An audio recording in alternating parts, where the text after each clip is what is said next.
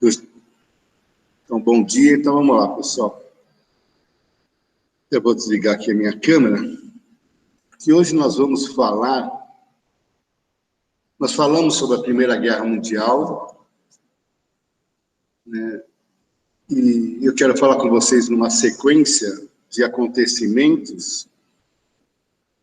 Vamos falar sobre a Revolução Russa, sobre a crise de 1929, sobre os regimes totalitários, né, que desencadearam, e tudo isso desencadeou até a Segunda Guerra Mundial.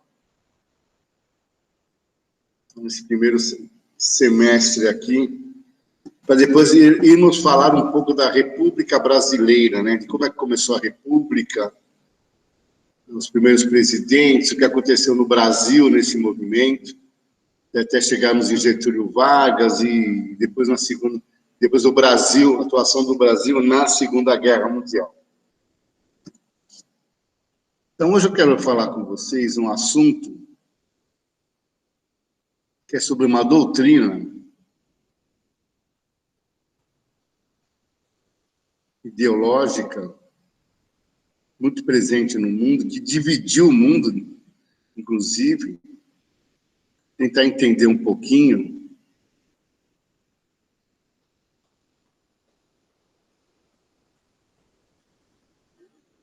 o que é esse tal de socialismo.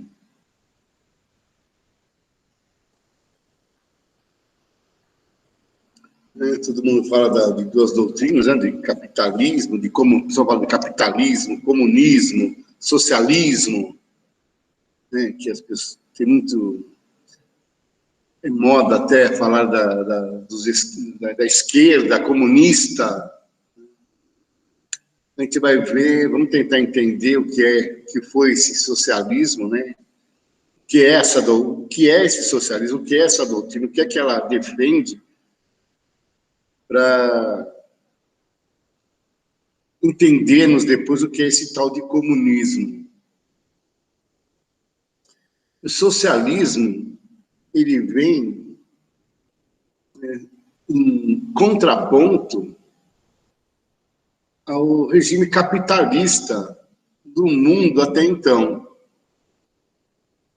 Nós vimos a Primeira Guerra Mundial, nós vimos que a Rússia, ela sai da Primeira Guerra Mundial, ela se retira da Primeira Guerra Mundial antes do fim da guerra, ela se retira em 1917. Por quê? Porque na Rússia estava acontecendo uma revolução. E essa revolução, a Revolução Russa, tirou o país de um regime absolutista, já que eu tinha um czar lá, né, o czar Nicolau II, ele que era absolutista, né, o czar, rei, imperador, é tudo o mesmo, praticamente o mesmo título. E o país, nessa revolução, não se viu como um país capitalista, e sim um país socialista. As pessoas que implantaram esse novo regime na Rússia e posteriormente na União Soviética, implantaram defenderam o socialismo e não o capitalismo. Então, nós temos aqui, né, a imagem, né, primeiro essa imagem aqui de um trabalhador e uma trabalhadora, né, o trabalhador com martelo, a trabalhadora com foice, ou seja, e o soldado, né, com a arma, são os chamados sovietes, ou seja, é o povo soviético, né, o povo russo, é o trabalhador da indústria, a trabalhadora rural, né, e o trabalhador do exército, né, o soldado também é um trabalhador. Essa é a representação. Então, sempre que falam de doutrina comunista, doutrina socialista, usam a foice e o martelo, que estão na bandeira, inclusive, da Rússia, né?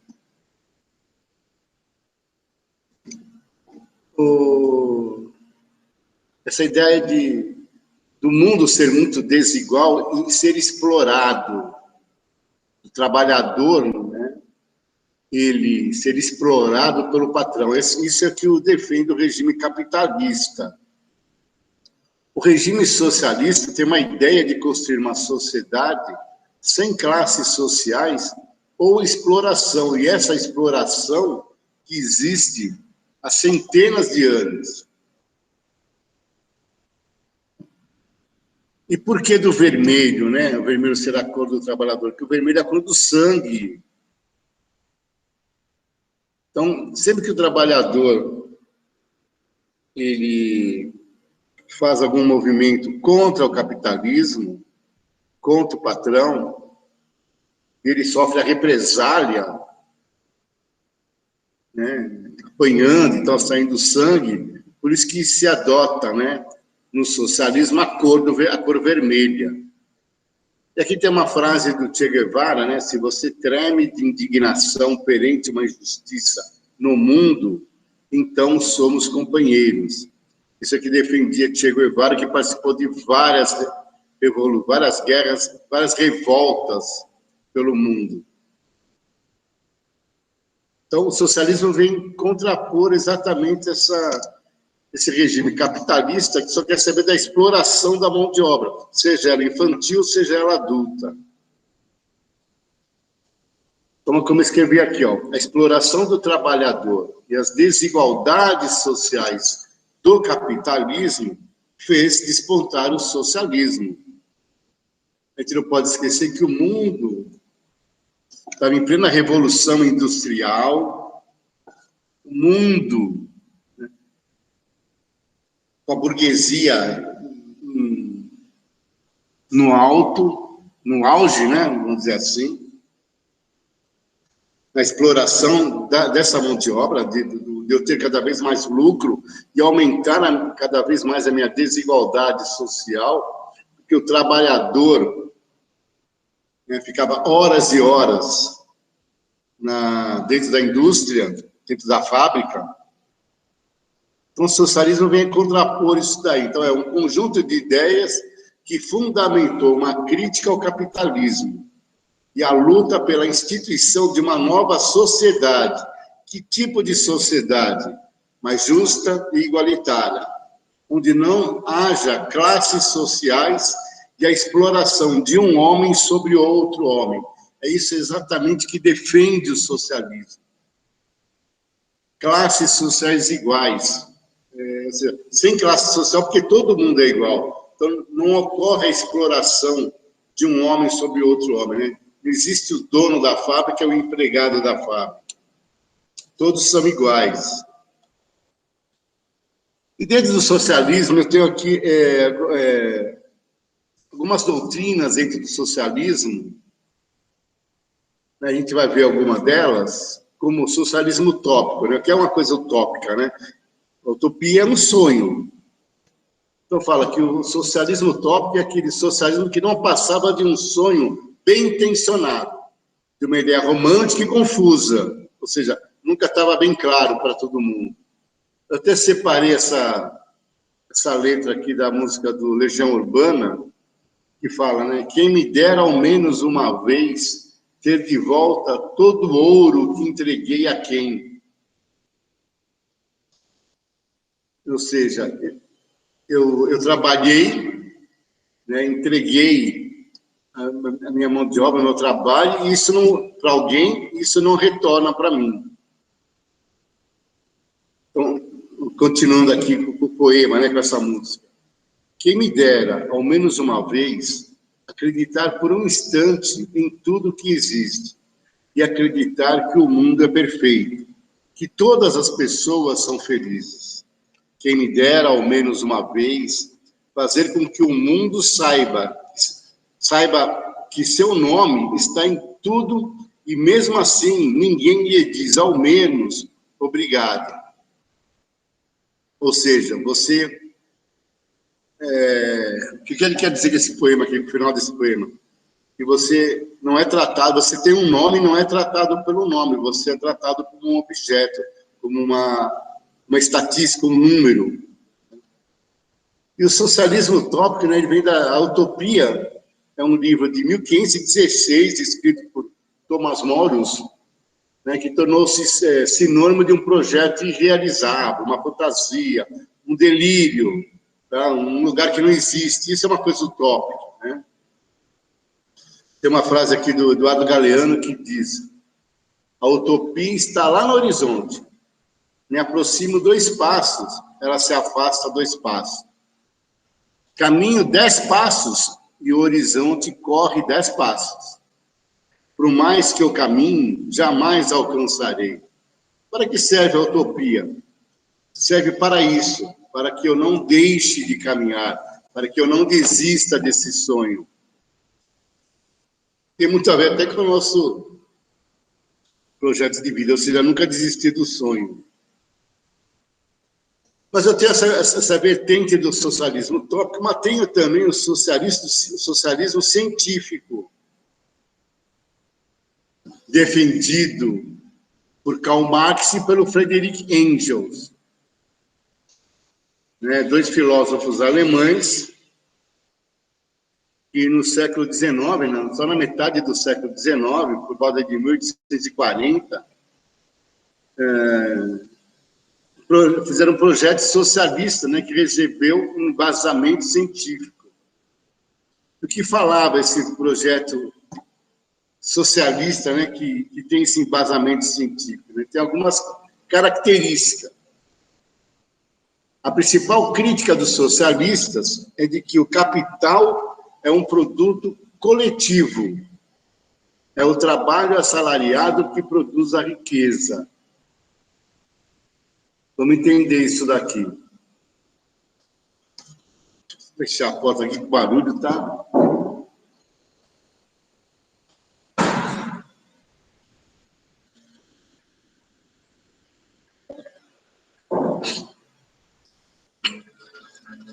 Quem produz a riqueza de uma nação, quem produz a riqueza daquele patrão, é o trabalhador assalariado. Então, ele tem que ser o maior beneficiado disso. Para isso, uma sociedade sem divisão de classes, socialização dos meios de produção, uma economia planificada. Para o Engels e para o Marx, né, a origem da desigualdade estava na propriedade privada dos meios de produção, que são as fábricas, as fazendas, né, as terras, os instrumentos e matérias-primas. E era o que permitia a uma ínfima minoria explorar essa imensa maioria. Ou seja, o proprietário da fábrica, o dono da fazenda, né? São poucas as pessoas que são donos disso daí, só que ela vai ter muitas pessoas trabalhando para ela. Então, eu vou ter uma minoria explorando uma grande maioria. O socialismo científico, né? Esses pensadores, eles criticavam o livre mercado e o liberalismo econômico de Adam Smith.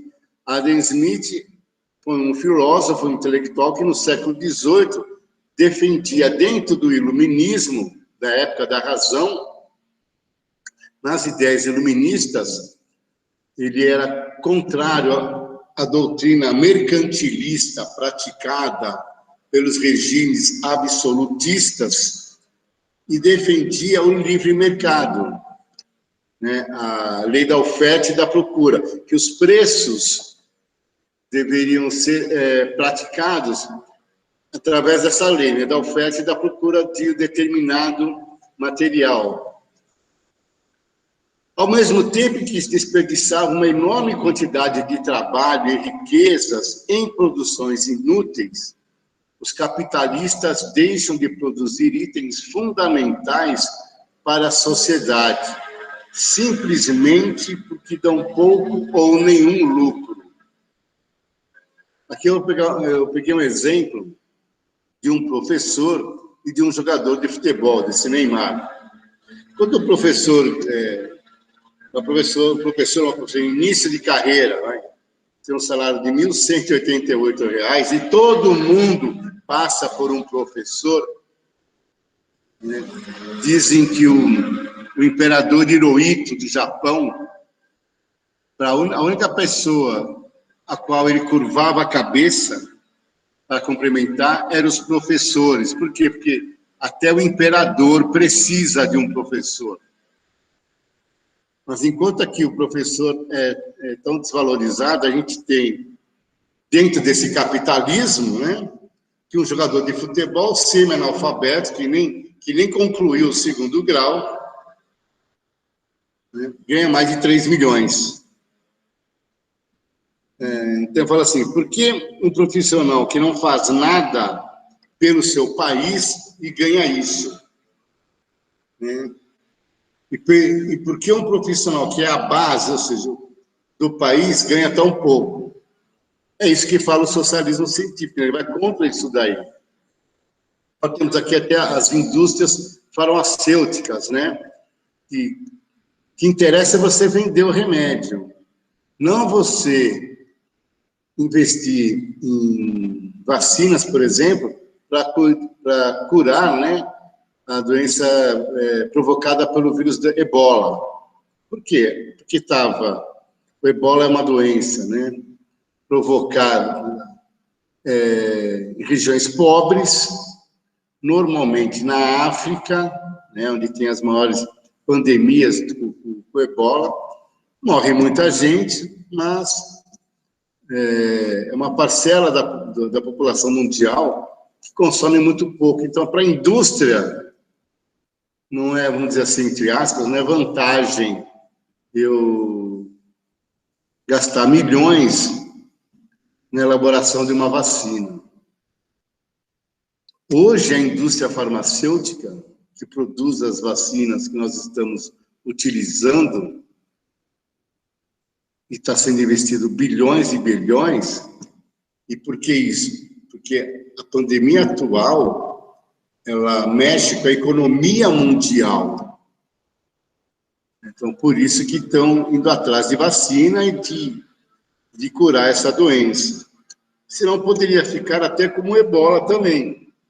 Se morresse poucas pessoas, a gente pode ter certeza, seria o mesmo processo da indústria farmacêutica que ela teve com o vírus Ebola, teria agora para o coronavírus também. Isso, da mesma maneira que o capitalismo ele é mundial, o socialismo, para ele ser implantado com sucesso, ele também tem que ser mundial. Então, a força do capitalismo está no caráter mundial da economia, ou seja, que todo mundo pratica o capitalismo. Ao produzir mundialmente, a burguesia se utiliza das melhores e mais abundantes fontes de matéria-prima em cada país. Isso torna a produção barata e eficaz, ou seja, aqui nós temos a imagem dos tentáculos, né, do capitalismo em vários locais. E as grandes marcas, né, dominando o mundo inteiro. Porque nós temos um capitalismo, nós temos hoje um mundo globalizado, uma economia globalizada, né, baseada no capitalismo, extremamente selvagem o capitalismo hoje.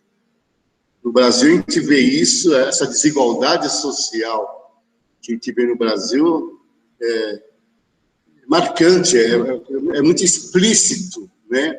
A gente vê quanto o capitalismo provoca de diferença social numa determinada região.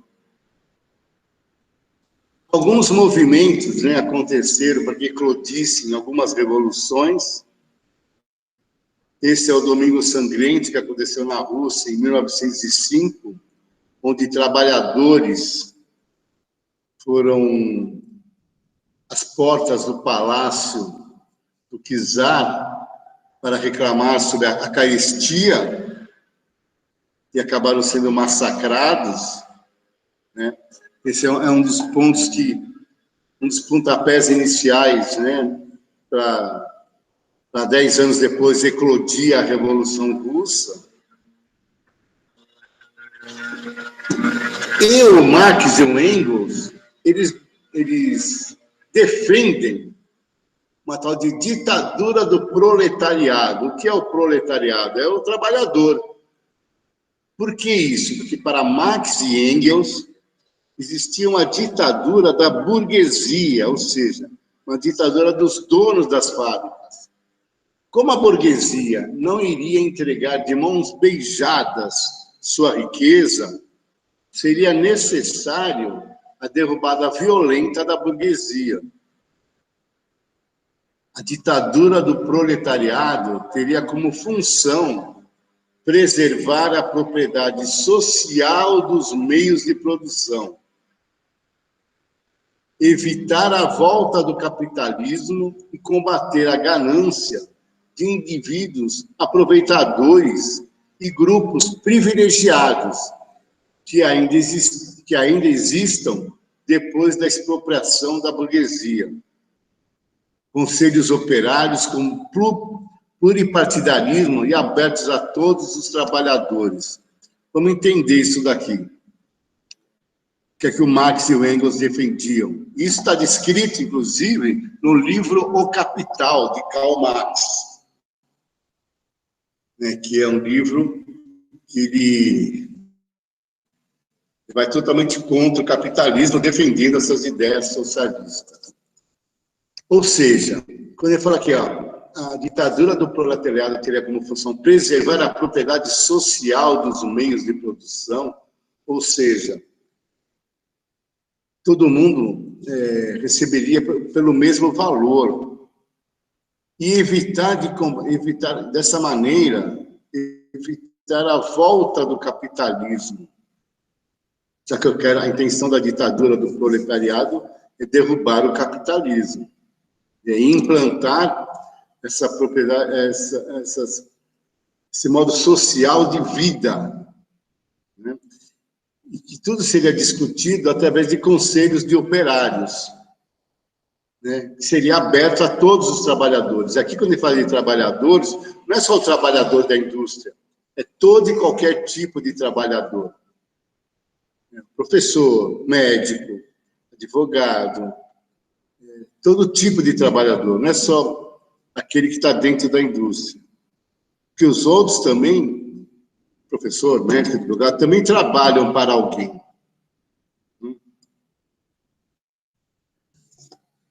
O socialismo é uma ponte para o comunismo.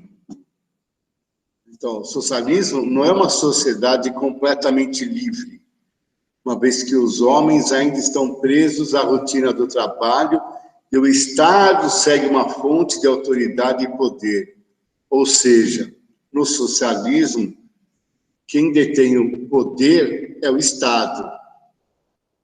A verdadeira libertação da humanidade só poderá ocorrer quando a alta produtividade do trabalho tenha eliminado por completo a desigualdade social e oferecido a todos as condições para o pleno desenvolvimento de suas aptidões físicas e intelectuais.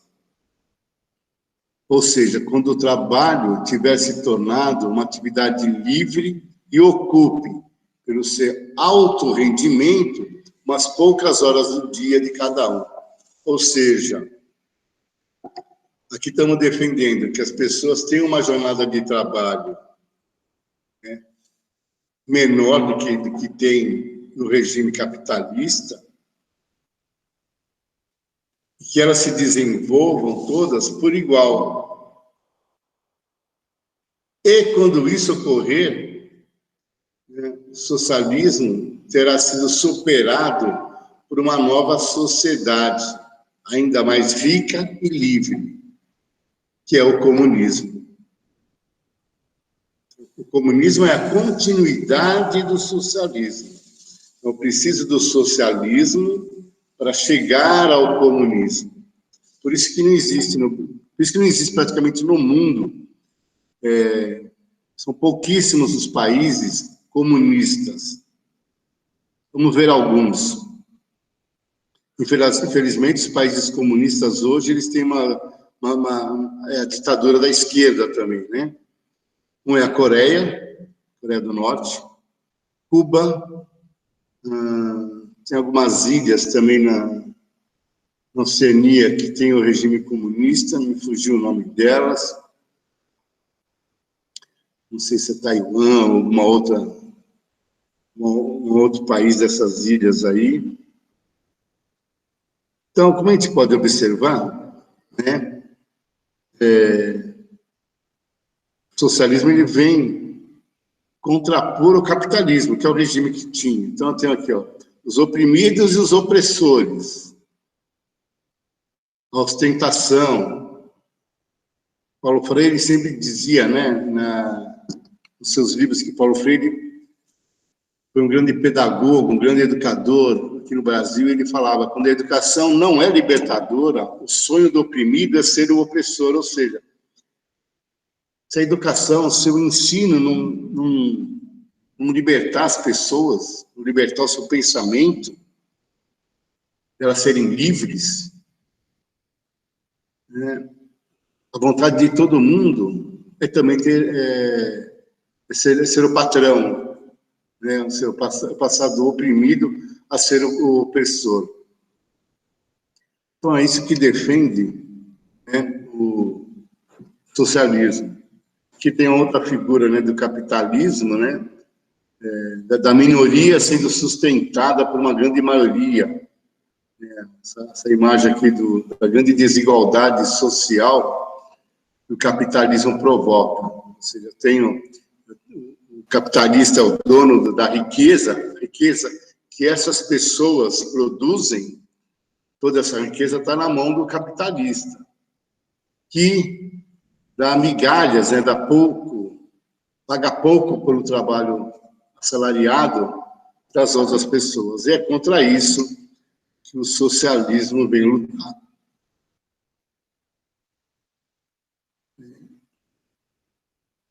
E nós vimos Olá, meninas, tudo bem? E nós vimos isso sobre o socialismo para a gente entender nas próximas aulas o que foi essa Revolução Russa, o que vai vir a ser a Revolução Russa. Porque na Revolução Russa ela sai desse regime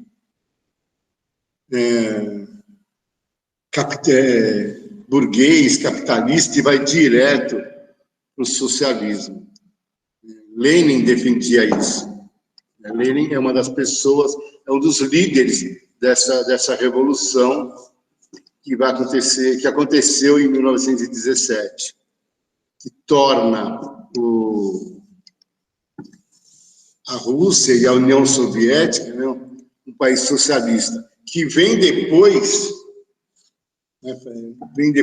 da Segunda Guerra Mundial a desencadear a Guerra Fria, né? O que é a Guerra Fria?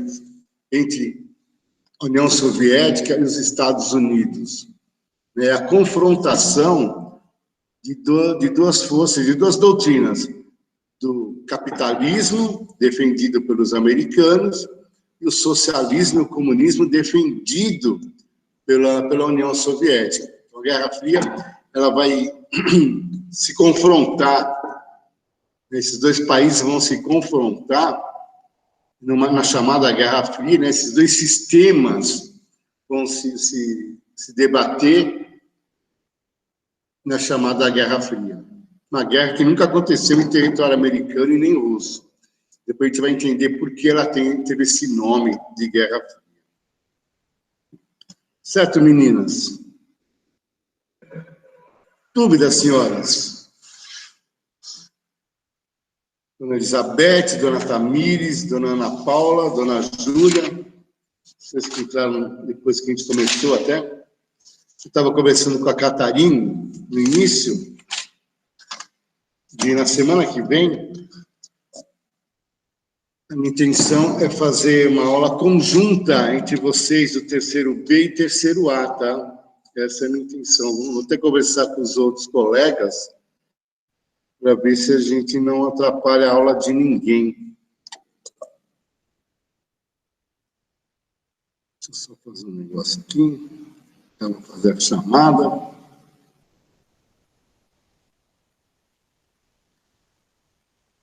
E, meninas, eu preciso de um favor de vocês, meninas. Preciso que vocês entrem lá. Não sei se vai dar tempo ainda, entrar lá na sede. Quem ainda não fez respondeu aquelas perguntas sobre de projetos de vida até, né? Sobre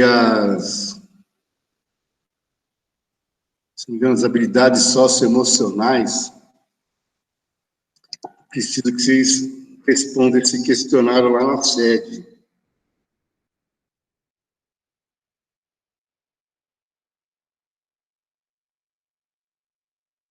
Só algumas de vocês responderam. E não demora 5 minutos, viu? É hiper rapidinho. Então, se vocês puderem, eu agradeceria.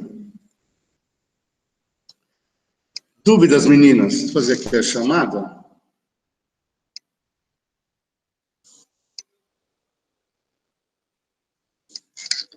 Uma pergunta, senhoras?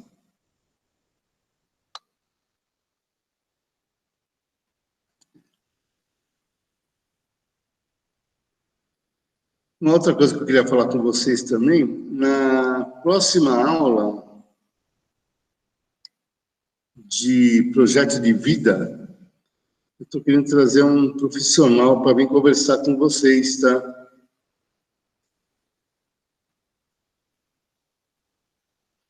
Posso fazer isso, senhoras? Estou querendo trazer uma bióloga para conversar com vocês sobre como é que é a profissão dela, né? Bióloga marinha.